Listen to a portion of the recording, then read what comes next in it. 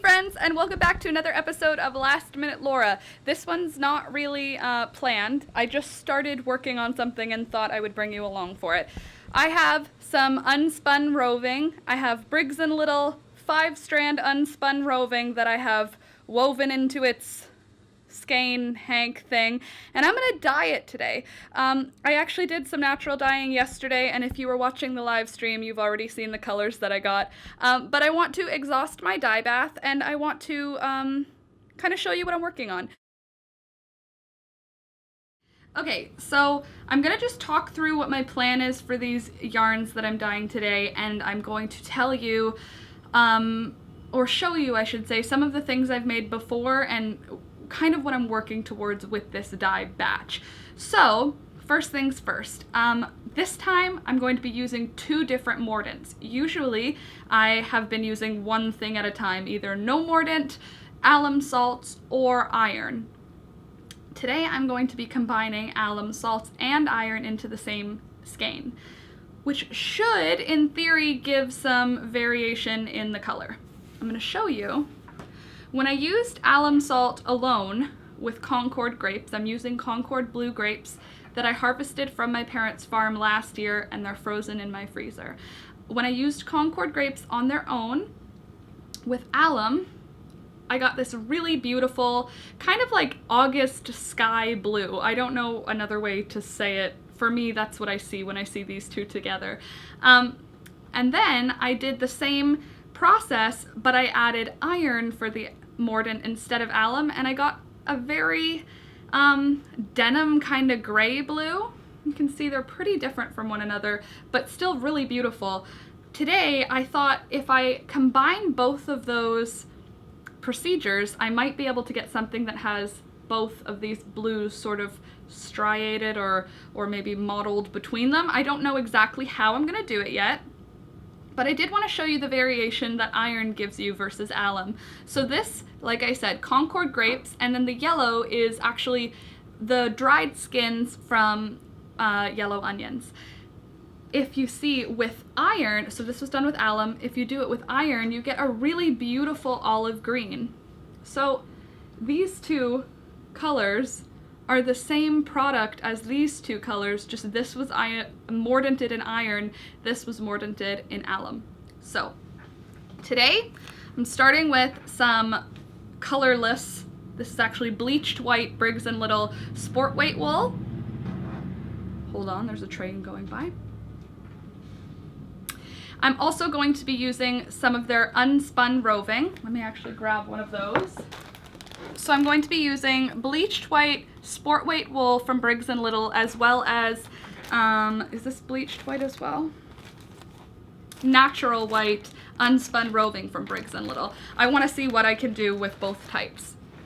For the iron mordant, I made my own. So right here is actually what I'm using as my iron mordant. It's 1 part vinegar, 2 parts water, and then rusty items. So I used things that I found around the city. My dad actually gave me this railroad spike, which I want to make its own iron bath with, just so that it's like a special iron mordant made from one of the CN Railroad spikes. I thought I could do like a Canada-themed batch in the future. Let me know in the comments if you have any suggestions for colorways you'd like to see, because I'm really pumped to do some natural dye experimentation this summer.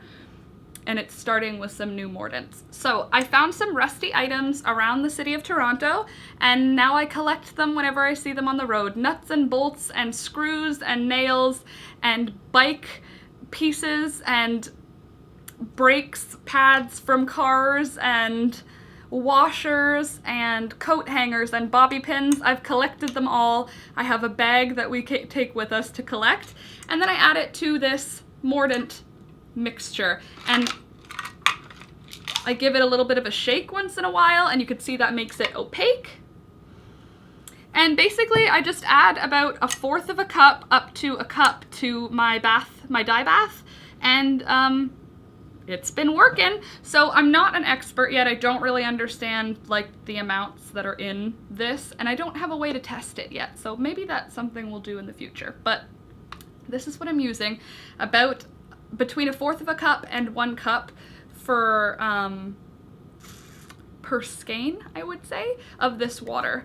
And it's been sitting about a week, but I'm just gonna leave it forever and just take out and add water as I need because things keep rusting. The other thing I'm gonna be using, like I said, alum salts. I got this on Amazon, which I will link down below in case you wanna buy alum salts. It's potassium aluminum sulfate, and it says on it, it's used to pre-treat fabric or paper before dye. So, also wool. So I'm going to mix both of those together with the Concord grape dye. So it is going to be a blue that we're working on today, but I don't know exactly what blue. So stay tuned to find out.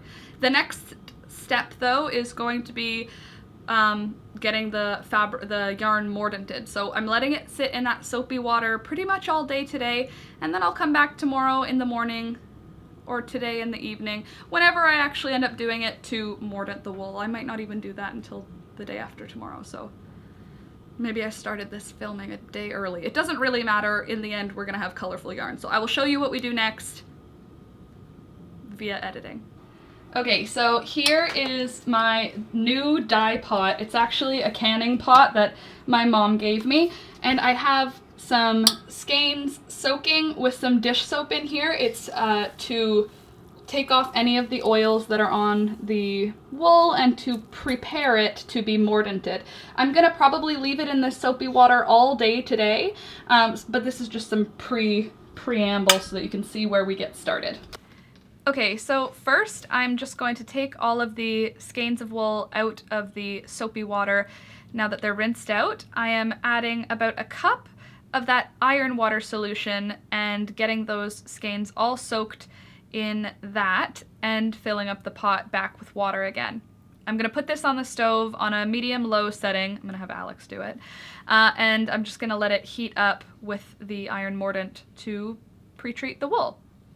For the blue dye that I'm going to make for today, I'm using Concord grapes that I harvested from my parents' farm.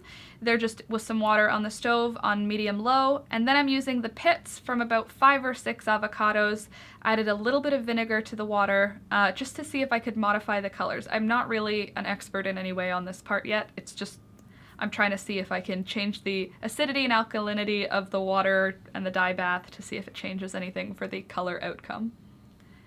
This is just a little time lapse of how long it took for anything to start happening with the colors. You can see as things break down, the avocado is getting a bit of an orangey pink look, and the grapes, they start to float and all the color like leaches out of the skin, so they look kind of like red little cherries.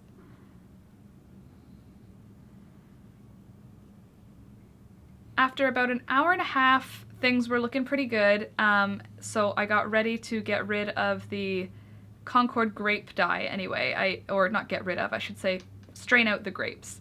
First, I had to get the yarn out of the mordant, and you can see it's been stained orange,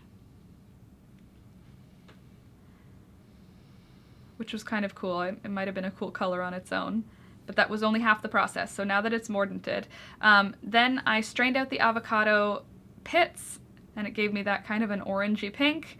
And then I added a whole bunch of water to that orangey pink so that it could soak the whole skein. And then I strained out the Concord grapes from their liquid, and I divided that between 2 pots. So I added water to both pots and put them on the stove, and then I poured half of the grape juice mixture into each pot just so that they were relatively evenly distributed. Then I started adding the skeins to the dye. So I did it with the purpley colors and the pink of the avocado. At this point I was a little bit surprised at how pink the grape was looking, because at this point it would usually be a really, really dark purple, and I was kind of surprised by how pink it is. Then I started doing a little bit of fun chemistry dip tests with the mordant and the dye to see what colors I liked the best, to see what Alex liked the best, and I ended up deciding to add a little bit more iron to the dye bath just to see if it would modify the color in a way that I liked. So I put half of the dye bath into a plastic container and the other half into that iron mixture version. And I thought that that would give me 2 different colors. And it did! I'm really excited to show you it because it worked really cool.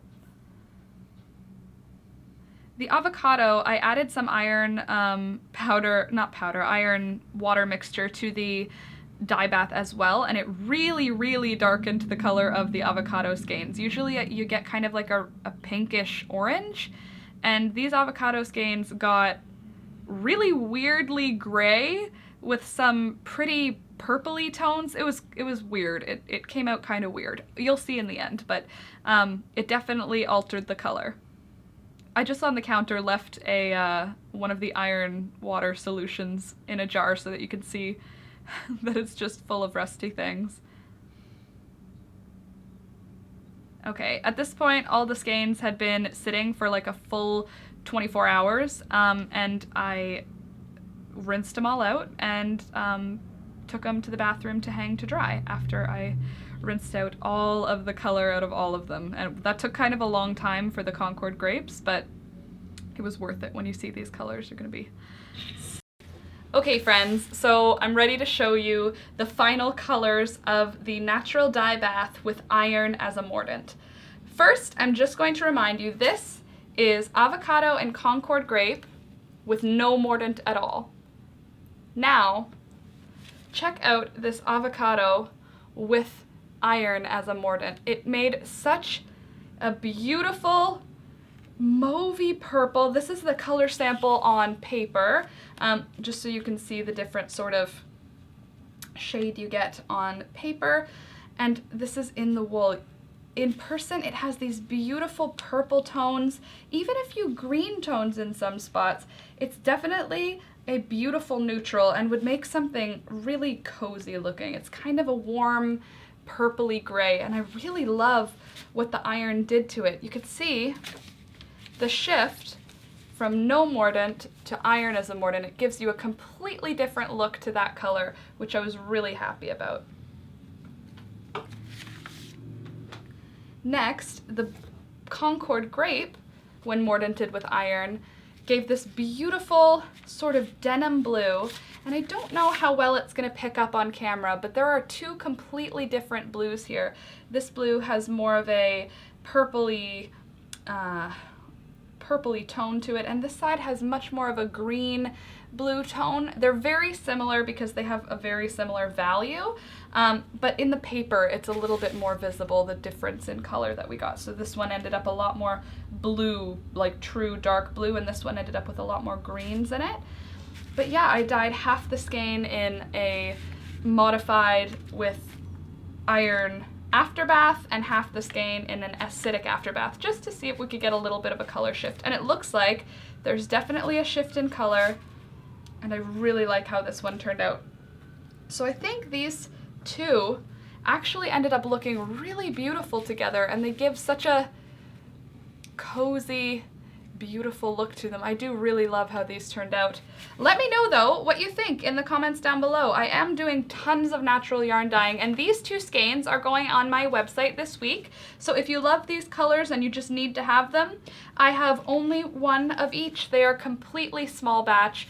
1 avocado mordanted in iron and 1 Concord grape mordanted in iron.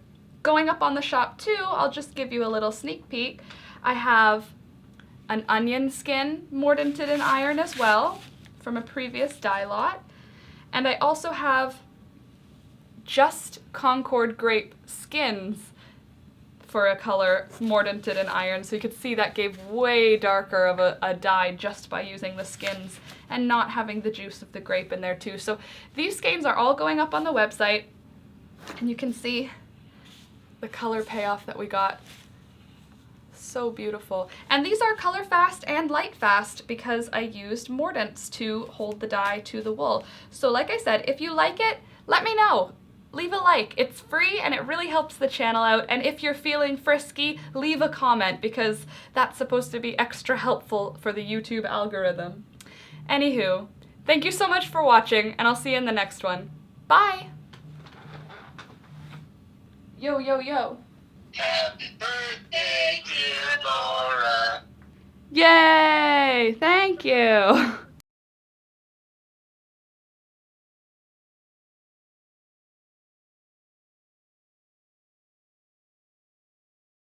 also, from the research that I did, I just want to share a couple of things with you that I learned. One of which, for color modifiers are either acidic or alkaline, and these modifiers shift the color of the dye. So if you have an acidic modifier like vinegar or citric acid or lemon juice, and you add it to your dye pot after the fabric or yarn has already absorbed the dye, you can shift the colors in a warmer direction. You could get more of a purple out of a blue, something more pinky. If you add an alkaline solution, so baking soda or wood ash or something basic, basically, then you're going to end up with more cool tones, greens and blues. And I'm testing that out in this experiment on one of the skeins. So I will let you know after the fact how it goes. This is how it goes. It worked really cool.